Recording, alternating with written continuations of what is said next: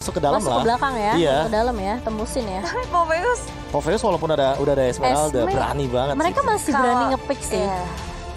Karena mungkin masih mikir bakal bisa diambil slotnya sama GPX. Kenapa? Karena Esmeralda bisa di gold lane. Jadi sekarang kalau mereka mau assassin atau mau hero lincah apapun, ya Brand udah punya jawabannya gitu ya. Iya, makanya. Ini antisipasi yang bagus banget dari Brand sih untuk last pick dari tim Karina. GPX.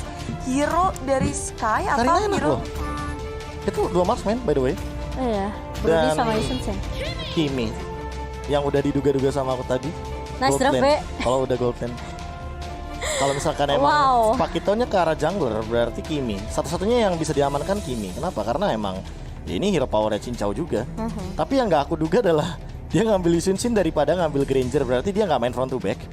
Dia mau main tabrak. Iya, dia mau main tabrak lebih tepatnya. Bukan front to back yang culik satu-satu enggak. Tapi ya udah kita war aja gitu loh. seruduk aja. Marksman lawan Marksman sih ini baku hantam. Gila. Punya Valentina, punya Rafaela, so Buat strong buat war. masuk keluarnya lebih gampang ya Bude Aku ya. takut Valentina sih. Wow, kita bakal melihat turnnya Valentina ya akhirnya muncul di semifinal kita yang pertama. Dan ternyata 100%-nya pecah begitu saja. Ini akan menjadi game penentu. Apakah geng Kapax masih bisa melanjutkan perjalanan mereka menuju ke babak final? Atau Let's go. langkahnya terhenti? Tapi masih ada Satu sama kesempatan sih. tentunya satu sama. Bisa saja dibawakan oleh geng dong. Kapax. Dan Oke. ini dia game yang kedua Bude.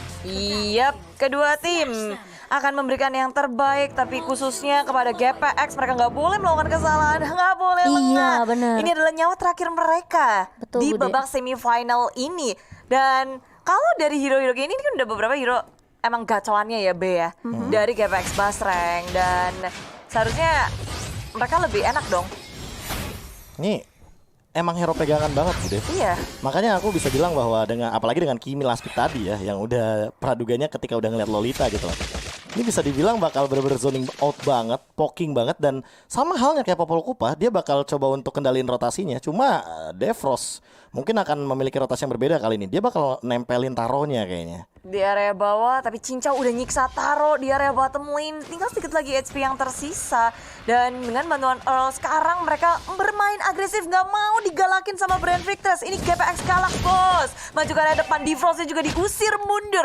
Orange buff milik Brand Victress akan sangat terganggu. Lexa datang dan flickernya udah digunakan. Iya. Berusaha sekuat tenaga untuk mempertahankan orange buff dari Brand Victress. Iya, sementara kali ini dari Orange-nya bakal terreset begitu saja. Nggak punya kesempatan dari Ashe tentunya untuk mengamankan Orange buff. Tapi masih ada pressure yang diberikan oleh GPX Basreng kali ini. Pokoknya bener-bener nggak mau kasih kesempatan ke arah Ashe kali ini. Masih coba dijaga oleh Earl dan juga Defrost pun mau nggak mau harus nge-cover nih Bude. Yes. Karena standar first blood jatuh ke tangan teman-teman dari GPX Basreng. Sementara Ashe masih benar-benar diharas habis-habisan pokoknya kali ini. Dan diamankan tentunya oleh Sky. Bakal coba dikejar Ashe-nya dan masih bisa di cover oleh Defrost yang datang dengan tepat waktu. Nice retribution, tapi energi transformasi di area samping juga Cincau mengusir mundur Brand Victress. Ini kerugian besar banget untuk Brand. Mereka nahan begitu lama di area jungle dan mereka pun masih nggak bisa ngedapetin orange buff-nya. Inilah dia permainan Galax, permainan nabrak dari GPX Basreng yang bikin kerugian banyak banget ya. Karena namanya GPX jadi Galax ya. Galax pakai ya. X. Galax, GPX Galax. GPX Galax. Dan ini udah mulai bangun nih kayaknya nih ya di game kedua. Dan kali ini Turtle yang akan diamankan terlebih dahulu tanpa adanya kontes yang bisa dilakukan oleh Brand. Sementara Ashe masih diganggu juga. Kali ini Purple Buff yang akan menjadi target. Tapi Chris udah mulai maju dengan area Demonic Force. Ditabrak balik sama Funi. Falling Star Bone on point. Tapi Chris masih mencoba untuk meloncat. Apakah itu keputusan yang bijak dari Chris? Mencoba untuk mengejar ke arah Sky. Tapi Funi masih bisa untuk membackup. Earl langsung flicker dan bakal dipentung kepalanya Chris. Dan masih ada Guardian Bulwark juga. Ditahan semua range-nya. Tapi ternyata Earl harus tumbang di tangan seorang Lexa. Ya, tapi pertukarannya cuan ke GPX Basreng banget sih. Iya. Cincau tuh dia tuh, aku tempel kamu deh. Tapi ternyata ini Itu baru adil. Mountain Shocker-nya. Bukan, karena akhirnya Ashe yang dapetin poin killnya. Tadi aku setuju sama Bude. itu rugi banget dari teman-teman Brand Victors. Kenapa? Karena yang dapetin poin killnya juga Lexa kan. Iya. Fokusnya ke sana. Dan sekarang Earl-nya yang dapetin 2 poin kill. Jadi GPX Basreng harus memperhatikan juga nih siapa yang bakal jadi eksekutornya untuk saat ini. Walaupun dapetin poin kill dan bahkan nge-shutdown, itu jangan sampai poin gold pecahnya itu ke Lolita. Karena apa? Karena bakal percuma. Dia kan harus yang paling bawah sebagai roamer Iya. dari segi goldnya. Dia harus kasih goldnya ke ini damage dealernya ya, Be ya. Tapi itu kan tadi eksekusi yang emang benar-benar tidak akan bisa Mepet dilakukan ya. lagi. Mepet benar-benar harus dilakukan saat itu. Atau nanti bakal rugi. Oh, Nubem Blast. Oh, di cancel ternyata dari Holy Baptism dari Defrost kali ini. Bakal coba di tonjok aja sama Sky dengan ada Heavy Life Punch dan juga Jet. Dan Defrost mau nggak mau dipaksa mundur kali ini Eshi. Bakal masih menggunakan Tracer saya untuk kabur dari Eshi Eshi nggak sendiri. Tapi dia nggak dapetin orange buff ya, Be. 2 kali dicolong. Dan untuk Jason Shin tanpa adanya orange buff, Fatih akan memperlambat segalanya.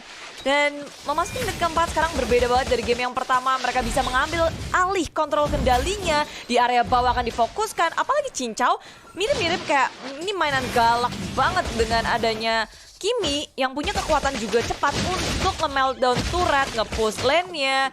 Jadi bawah emang jadi poros perhatian bagi kedua tim ini ya, Be? Iya, di GB lah kalau kata bahasa anak komunitasnya mah. Jadi gold lanernya itu benar-benar dikasih makan sebanyak mungkin. Dan Cincau dia pun udah level 7 gitu loh, dibandingkan dengan Taro yang ini bisa dibilang berbanding terbalik. Dia benar-benar di super dive banget, lihat sendirian Budi di bawah. Oh lala, Taro yang baru aja level 6 tertangkap. Dia nggak bisa nahan lagi di area bawah. Di Frost terlalu terlambat untuk berotasi ke area bawah. Tapi GPX Basreng nggak mau melanjutkannya. Terlalu sia-sia, mereka memilih untuk balik aja cari objektif yang lain. Iya, dan kali ini Chris bersama dengan Lexa menahan di area mid-nya. Tapi Funi masih dengan Magic Shockwave-nya juga nge-clear minus cepat mungkin. Tapi turret di area bawah yang akan menjadi target. Tapi ternyata Defrost terlebih dahulu. Dan bahkan Nomen Blast pun sempat dikeluarkan. Tapi Cincau lagi dan lagi mengamankan poin kill-nya yang kedua. Ini akan menambah pundi-pundi Cincau. Tajir melintir, Cincau di area bawah udah kayak, wah itu hidupnya nyaman. Asik, aku dapat Tapi uang. di area atas pun, walaupun kita jarang lihat Fuminya ini untuk shine atau gimana, tapi inilah waktunya Fumi untuk bergerak, udah ngedapetin laningnya, udah ngemenangin laningnya, mulai ngebantuin laning tengah ke area jungle, kasih pressure juga. Udah Lebih bisa tepatnya rotasi mungkin ke ya. top lane sih kayaknya rotasinya. Karena ini bakal coba untuk ngamanin 2 turret terlebih dahulu. Tapi dari itemnya, dengan pemilihan Ice Queen One aku setuju banget. Ini slow effectnya yang lebih dibutuhkan daripada Genius One yang benar-benar memberikan magic power tambahan dari penetration point. Dan untuk sekarang, dengan ada Dreadnought Armor, dia nggak bakal mudah untuk ditumbangkan. Benar-benar udah set up, Lexa masih bisa menghindarinya ke area belakang, mundur. Tapi dia Cincau. datang ke tangan macan dari GPX Basreng. Dikampak langsung dan taruh counterpart memory. Nggak ada sasaran yang tepat untuknya. Iya, tapi Funi masih mau ngasih poke damage aja pokoknya. Hayo. Ini adalah balasanku dari game pertama. Iya. Pokoknya kalian merasakan kekuatan dari GPX Basreng kali ini. Tapi langsung 2 turret sekaligus yang sudah diamankan oleh GPX Basreng. Sementara Eshi ini bakalan diganggu lagi nih Bude, kayaknya lihat tuh. Udah di cancel lagi dari purple buff-nya. Dan Defrost mau langsung masih mencasnya connect ke arah Defrost kali ini. Tapi dari Funi masih punya Black Shish juga, masih bisa menyelamatkan. Dan bahkan purple buff-nya dikasih ke arah Cincau. Mulai nggak ada resource apa-apa untuk Brand Victress karena dari GPX Basreng pergerakannya nggak kasih space sedikit pun untuk Brand Victress bergerak. Turtle yang ketiga akan diamankan pula, membuat net worth dari GPX Basreng semakin melambung. 20.000 berbanding 16.000 dan GPX Basreng masih akan mau ngegulung ini dengan dominan blast atau ke area 4 member, 5 member yang nggak ada flickernya, jadi nggak bisa kena.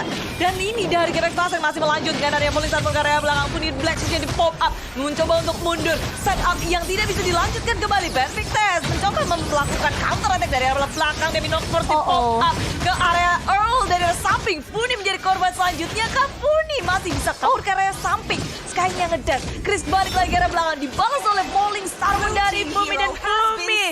Punishment yang baik untuk Chris. Iya, dan bahkan dari Funi dan juga Earl yang masih bisa survive. Tidak ada yang tumbang dari GPX Basreng, malah Chris yang tadi bener-bener wah gelut banget, pokoknya aku mesti dapetin 1. Tapi ternyata dia yang tumbang. Budi Cincau lagi dan lagi 4-0 kali ini. Tidak akan ada yang bisa menghentikanku. Unstoppable. Holy Crystal. Wow. Genius One, Ice Queen One, Holy Crystal. Dia nggak langsung ke arah Glowing One.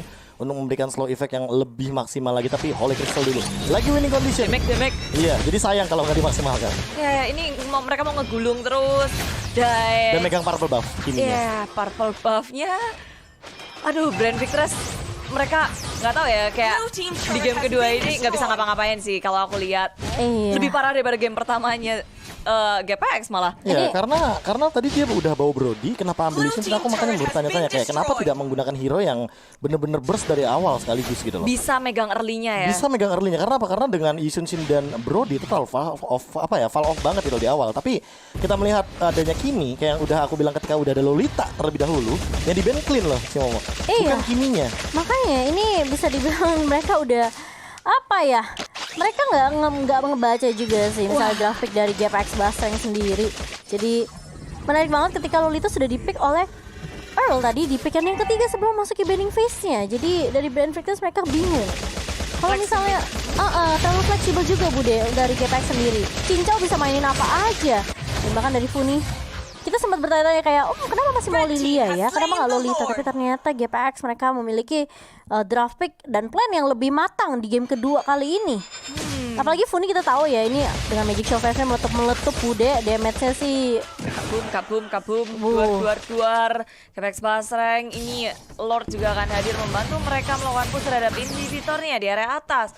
Fumi udah ngebersihin minion, akan menggiring juga para minion untuk menyentuh bibir dari inhibitor. Apa tuh? 9.000 beda networknya. Itu dia. Dan head to headnya dari kedua roamer kita, meskipun memang damage secondnya Defrost gak terlalu beda jauh sama Earl, tapi Earl ingat dia punya Guardian Bulwark, jadi ini bakal lebih enak lagi, apalagi nahanin Brody, nahanin Sun Sin. Wah, itu damage-nya langsung masuk dan bahkan dari passive shield-nya bakal langsung penuh. Ya, inilah dia dari GPX Basreng Galaxy yang kita tahu. Mereka nggak ngasih napas, mereka mau nge-push terus. Ketika ada momen yang mereka udah pegang, nggak akan dilepasin. Masuk ke area tengah dengan inhibitor, lalu atas pun ada Lord. Di area bawah Sky berusaha untuk men-take satu turret inhibitor dan benar-benar dibagi. Fokus dari Brand Victress kebingungan mau defense yang mana, tapi area bawah udah nggak bisa diselamatkan. Di area atas pun berusaha untuk nge-take down Fumi, tapi Fumi terlalu tanky. Backup pala damage yang sangat besar dari Cincau. Bener, ini bahkan jadi poin kill yang mahal banget. Brand Victress mereka nggak punya damage dealer tambahan. Dan kali ini lihat satu lagi tumbang Chris-nya. Di area depan langsung ada Lexa berhasil untuk nge-copy ke arah seorang L, tapi bakal di-copy balik, lihat terkena stun 2 member dan langsung hilang begitu saja. Double kill untuk Cincau.